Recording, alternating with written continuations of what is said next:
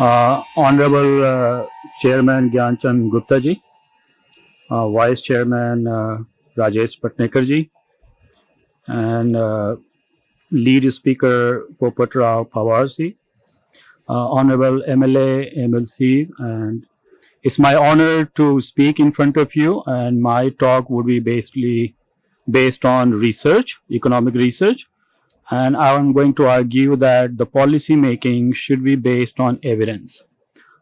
It is likely that a particular policy may work in one state, but may not work in a different state, may work in one district, may not work in another district, because there is a heterogeneous population across district and states. So the title of the session is Welfare Schemes Uplifting the Last Person. It's a very dense topic.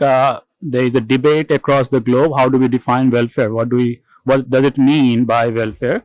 And also, who is the last person? And how are we going to uplift that last person?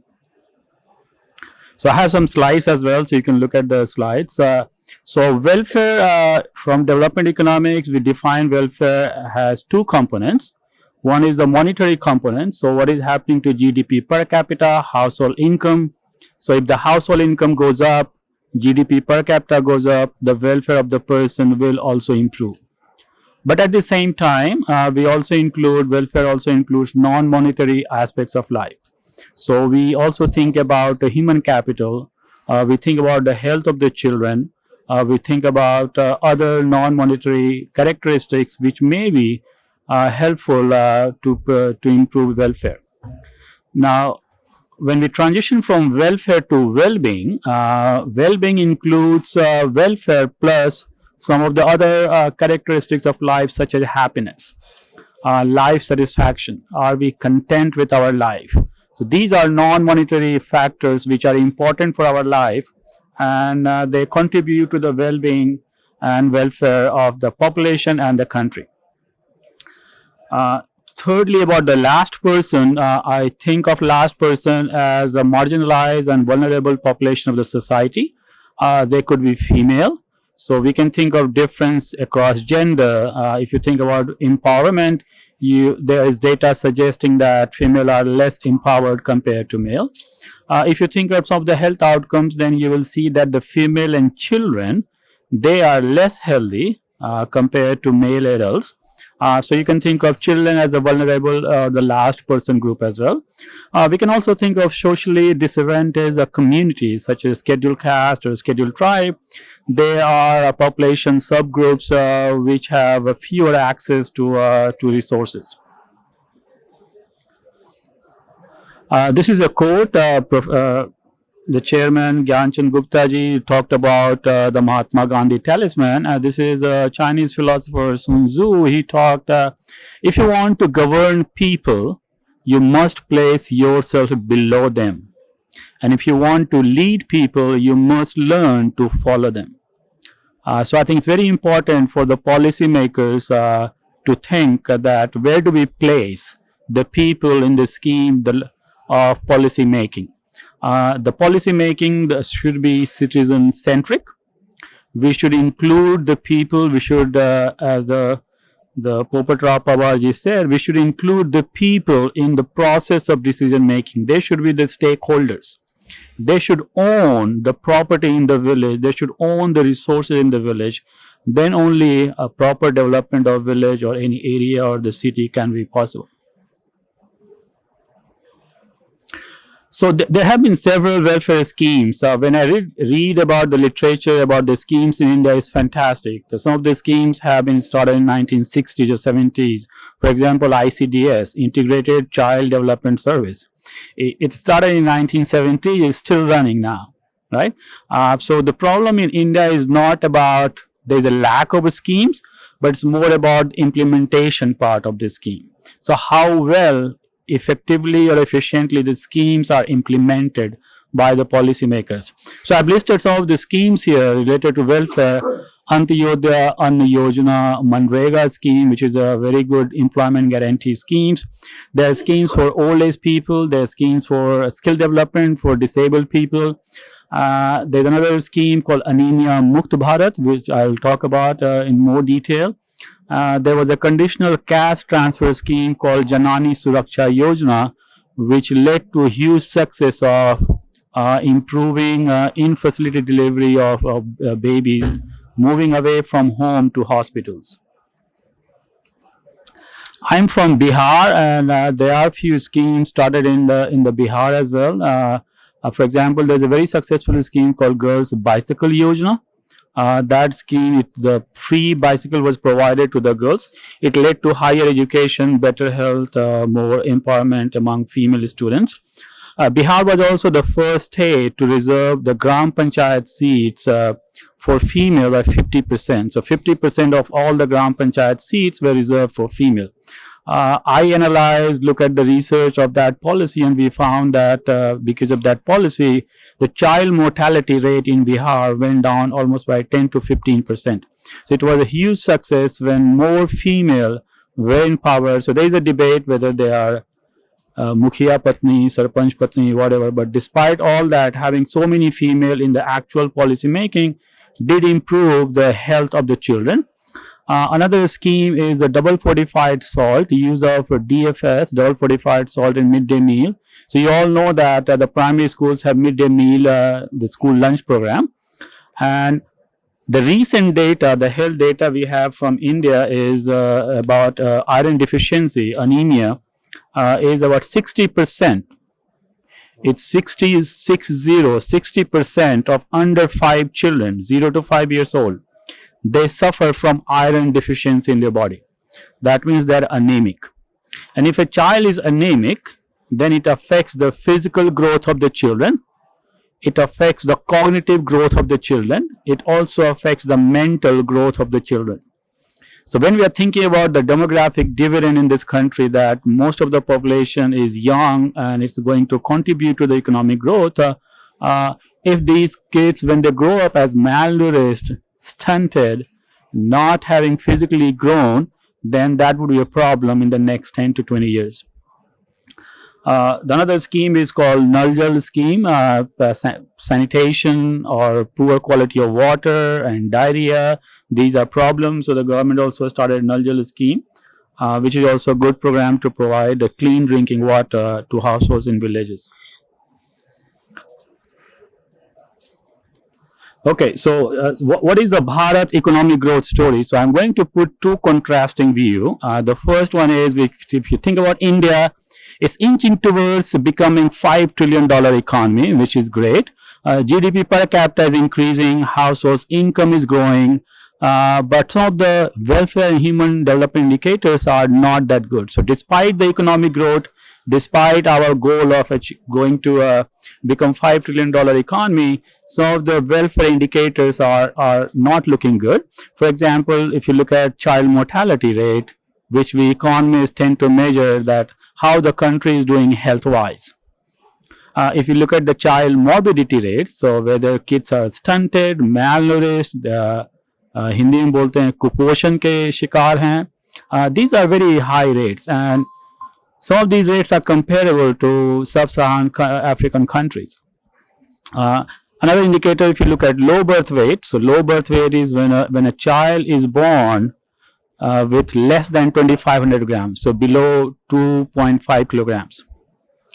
In India, about 17% of children, they are born as low birth weight. And why that is important? Because if a child is born as a low birth weight, he will have less education, his attention span in the school will be low, and it's going to affect the human capital of the children. So they would not be in a good position to contribute to the economic growth or economic development in the country. So the dichotomy and the challenge we are facing in the country is that on the one hand, we have this income growth story. The GDP per capita is growing. GDP is the gross domestic product. At the same time, we also have the persistence of poverty, persistence of poor health among children and pregnant women in India. So why do they coexist? Why is it the case that income is growing at the one hand, but at the same time, that same income is not translating to better health in this country? I'm not saying that no one is healthy. There are many people they are healthy, but given the $5 trillion economy, we should be expecting better population health. So the key challenge, I think, in my opinion, why higher income growth and poverty coexist is there is a problem on the implementation side. So there is a welfare program, but how well it is implemented is not clear. There are challenges in terms of leakage of the resources, corruption in the implementation of the program, and in some states it could be the capacity. So states may not have the capacity to implement the program. So capacity building, leadership building is also important to effectively deliver the program, the welfare schemes to the people. So in terms of opportunities or priorities area, I'm going to highlight two focus points. One is, as a policymakers, as a legislatures, our goal should be to focus on early child development. If we invest more on children from 0 to 5 years, the return is huge. One of the recent studies research shows that if you invest $1 on a child, the lifetime return is $32. So it's 32 times more return. Okay. In order to do that, we can make Anganwadi centers more effective. So you all are familiar with Anganwadi centers. They are the one who have the resources to provide care to children. So we should be investing more resources to make Anganwadi centers effective. We can also think about micronutrient deficiency. So for our survival, our well-being, we all need iron, zinc, and vitamin A in our body. We don't realize many times that we are lacking these nutrients, but they are very important. In India, about 60% of under 5 children they are anemic, and Anemia Mukt Bharat program is providing double fortified salt. Double fortified salt is a namak. It's a namak fortified with iron and iodine. Government is also supplying fortified rice through PDS. But if you go around, there will be very few households willing to get fortified rice from PDS and cook it, because they do not believe. There is a trust factor, there is information lack of awareness. So as a policymakers, we can use the Anganwadi centers to convince the people to use double fortified salt or fortified rice or iron pills to improve the health status of children. Another group which we think we should think about is the pregnant women. And why I focus on that because there's an intergenerational transmission of poverty, poor health from pregnant women to children. So if a pregnant woman is anemic, is suffering from malnourishment, she is more likely to give birth to a malnourished child, and that malnourished child is more likely to live in poverty. So if you want to break the cycle of poverty across generation, then I think we should be investing more on pregnant women. For example, if you look at the ANC antenatal care, recommended number is 4 by WHO, World Health Organization. And in India, in 2019, only 40% of pregnant women, they complete 4+, more than 4 ANC. So we should be again empowering the local stakeholders, Anganwadi centers, to convince the women to go to the primary health centers, increase the number of ANC, and that will break the intergenerational cycle of poverty and poor health. So as legislatures, what we can do? So my take on this is that don't design policy on your gut. So you may have a good gut in terms of winning the elections, but I would suggest the policy making should be based on data. It should be data driven. It should be based on evidence. So spend some resources in collecting data from your constituencies. Get some feedback from the researchers. Look at some of the success stories. For example, Hibre Bazaar's story. And then try to implement policy. Monitoring and evaluation and auditing in the constituency is very important. So if you have a team of 2-3 people who can collect data, monitor the implementation of the program, that will also improve the delivery of the programs. And a group of researchers at Harvard University in US, what they have done is they are creating health data. So for your constituency, you can see what fraction of children they are anemic or what fraction of pregnant women are not going to ANC.